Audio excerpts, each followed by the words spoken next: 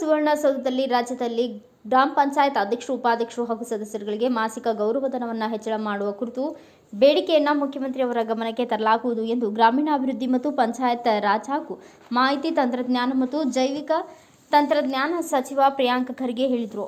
ಅವರು ಇಂದು ವಿಧಾನ ಪರಿಷತ್ನಲ್ಲಿ ಸದಸ್ಯ ಡಾಕ್ಟರ್ ಧನಂಜಯ ಸರ್ಜೆ ಹಾಗೂ ಡಿಎಸ್ ಅರುಣ್ ಅವರ ಚುಕ್ಕೆ ಗುರುತಿನ ಪ್ರಶ್ನೆಗೆ ಉತ್ತರಿಸಿದರು. ರಾಜ್ಯದಲ್ಲಿ ಗ್ರಾಮ ಪಂಚಾಯತ್ ಅಧ್ಯಕ್ಷರು, ಉಪಾಧ್ಯಕ್ಷರು ಹಾಗೂ ಸದಸ್ಯರುಗಳಿಗೆ ಕೇರಳ ರಾಜ್ಯದಲ್ಲಿರುವಂತೆ ಮಾಸಿಕ ಗೌರವಧನವನ್ನು ಹೆಚ್ಚಳ ಮಾಡಲು ಸಾಧ್ಯವಿಲ್ಲ. ಆದರೆ ಹೆಚ್ಚಳ ಮಾಡುವ ಕುರಿತು ಮನವಿಯನ್ನು ಮುಖ್ಯಮಂತ್ರಿಯವರ ಗಮನಕ್ಕೆ ತರಲಾಗುವುದು ಎಂದರು. ಗ್ರಾಮ ಪಂಚಾಯತ್ ಸದಸ್ಯರಿಗೆ ಪಿಂಚಣಿ, ಉಚಿತ ಬಸ್ ಪಾಸ್ ಮತ್ತು ಆರೋಗ್ಯ ವಿಮೆ ನೀಡುವ ಪ್ರಸ್ತಾವನೆ ಸರ್ಕಾರದ ಮುಂದೆ ಇರುವುದಿಲ್ಲ ಎಂದು ತಿಳಿಸಿದರು.